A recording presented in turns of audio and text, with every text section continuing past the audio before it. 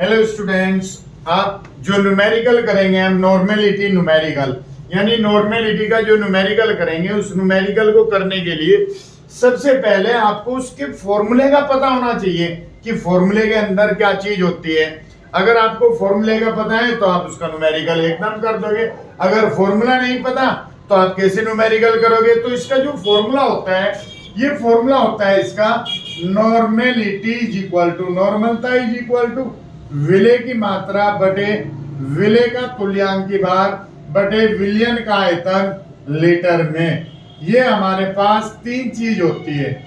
इनमें मैं आपको बता दूं, स्मॉल w क्या होती है, विलय की मात्रा, और विलय की मात्रा हमेशा ग्राम में होनी चाहिए, इसकी यूनिट ग्राम में।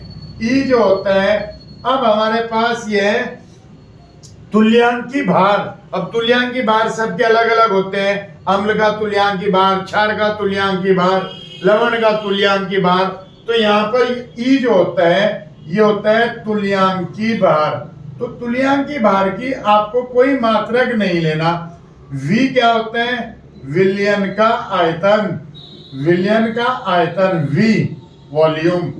तो विलयन का आयतन क्या में होता है, लीटर में। हमेशा विलयन का आयतन आपको लीटर में लेना है, ठीक है नहीं। तो ये तीन चीज हमारे पास है, ठीक है नहीं। इन तीनों चीज से हम इसकी एन जो होती है वो होती है नॉर्मलता, और नॉर्मलता की जो इकाई बोलते हैं, मात्रक बोलते हैं, वो ग्राम तुल्यांक पर लीटर या कैपिटल एन होता है। तो इस फॉर्मूले से जो हम नॉर्मलता का कोई भी न्यूमेरिकल कर लेंगे। लेकिन बात आती है, हम मात्रा भी होगी, नॉर्मलता भी है, आयतन भी है, तो ये तुल्यांकी भार क्या चीज होती है। तो तुल्यांकी भार के लिए मैं आपको बताता हूं अम्ल और क्षार के। तो ऐसे लिखेंगे हम, जैसे अम्ल का तुल्यांकी भार ई इज इक्वल टू अम्ल का अणुभार, अम्ल का अणुभार बटे अम्ल की क्षारकता, अम्ल की क्षारकता। क्षारकता बोल देते हैं इसको, भास्मिकता भी बोल देते हैं, भास्मिकता। तो अम्ल का तुल्यांकी भार इज इक्वल टू अम्ल का अणुभार बटे अम्ल की क्षारकता।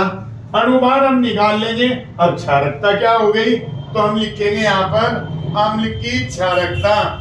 तो अम्ल की क्षारकता, अब अम्ल की क्षारकता क्या होती है, तो अम्ल की क्षारकता यानी जो अम्ल होते हैं, अम्ल, उन अम्ल के अंदर प्रतिस्थापनीय हाइड्रोजन परमाणुओं की संख्या, हाइड्रोजन परमाणुओं की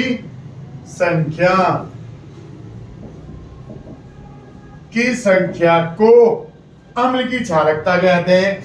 तो अम्ल के अंदर जितने भी हाइड्रोजन है, जैसे मैं यहाँ पर कुछ अम्ल लिख रहा हूं, अम्ल है ये, अम्ल को इंग्लिश में एसिड बोलते हैं, ठीक है नहीं।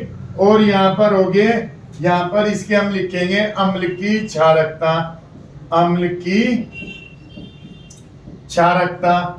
तो ये अम्ल की क्षारकता होगी यहाँ पर, ठीक है नहीं। अब यहाँ पर कुछ अम्ल लिख रहा हूं, जैसे HCl हाइड्रोक्लोरिक एसिड, यानी हाइड्रोक्लोरिक अम्ल। तो हाइड्रोक्लोरिक अम्ल में कितने हाइड्रोजन एटम है, एक। तो अम्ल की क्षारकता एक हुई। इसी तरीके से H2SO4 है, यह है सल्फ्यूरिक अम्ल, सल्फ्यूरिक एसिड। तो इसमें कितने प्रतिस्थापनीय हाइड्रोजन है, दो। तो अम्ल की क्षारकता होगी दो। इसी तरीके से H3PO4 है, ठीक है नहीं। आर्थोफॉस्फोरिक एसिड, आर्थोफॉस्फोरिक एसिड, इसमें प्रतिस्थापनीय कितने हाइड्रोजन एटम है, तीन। तो अम्ल की क्षारकता हो गई तीन। इसी टाइप से मैं इससे आगे और ले रहा हूं, वो है जैसे हमारे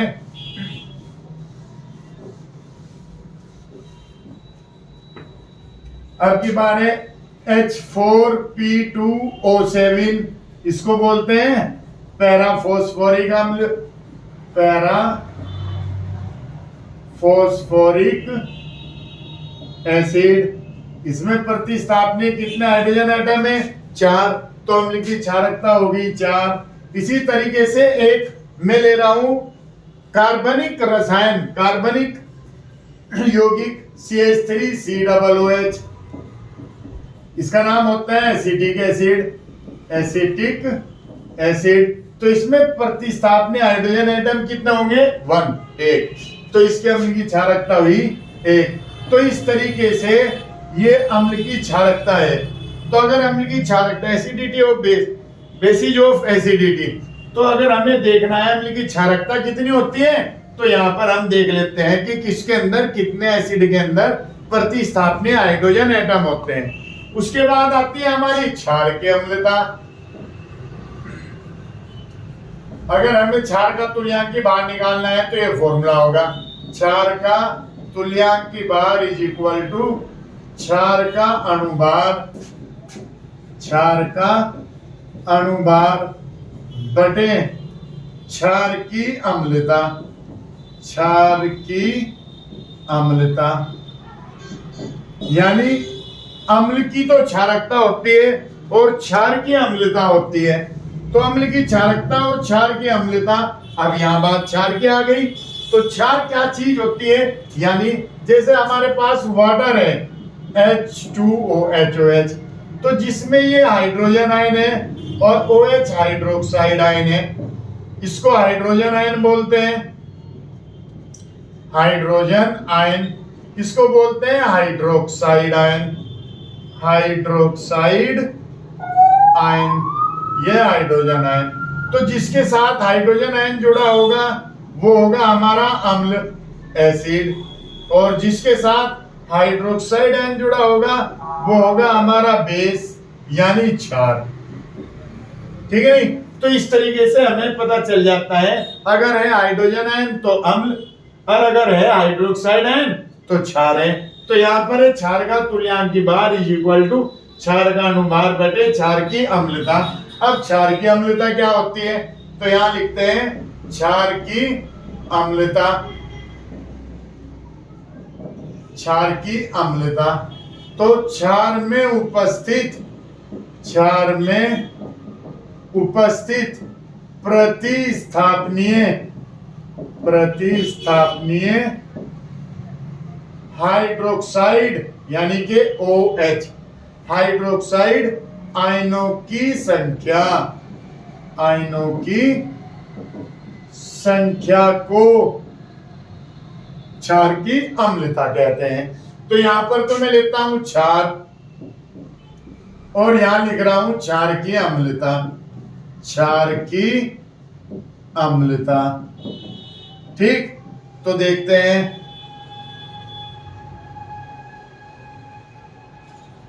क्षार और क्षार की अम्लता, बेस और एसिडिसिटी ऑफ बेसिस। तो क्षार जैसे हमारा ये है बच्चों KOH, इसमें OH आ गया, तो इसमें OH कितने हैं? 1, तो क्षार की अम्लता 1। जैसे ये CaOH का होल ट्वाइस, कैल्शियम हाइड्रोक्साइड, कितने OH है? 2, तो क्षार की अम्लता 2। ये हमारा एल्यूमिनियम हाइड्रोक्साइड AlOH का होल थ्राइस, कितने OH है इसके अंदर? 3, तो क्षार की अम्लता 3।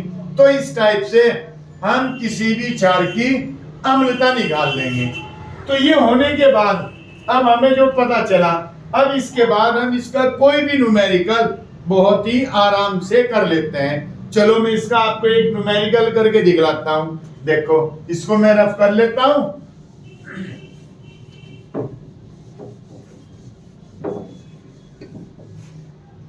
और एक न्यूमेरिकल इसका मैं एग्जाम्पल में आपको कराता हूं। जैसे 1 मिलियन में, 1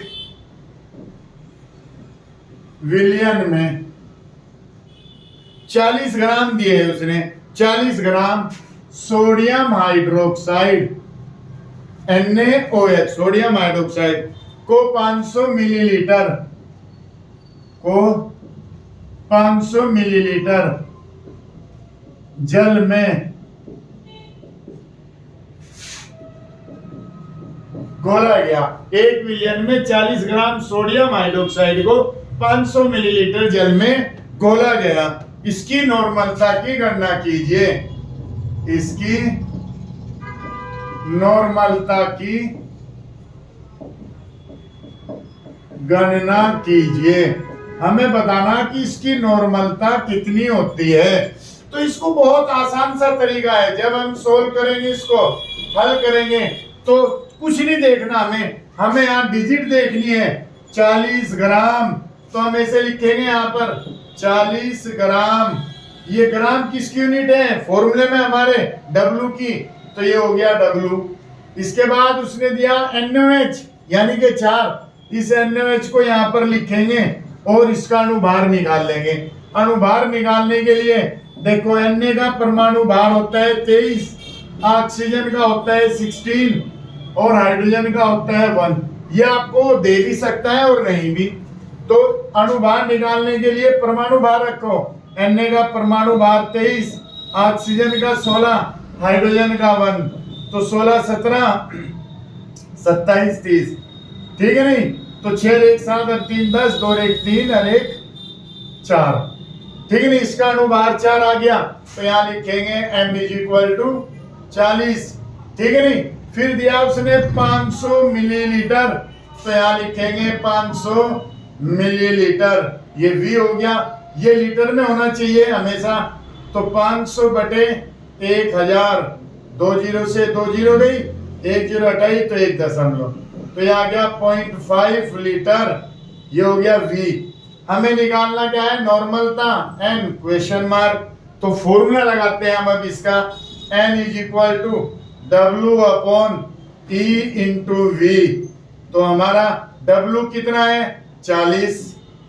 अब हमारे पास E नहीं है, तो E निकालने के लिए यह है हमारा क्षार।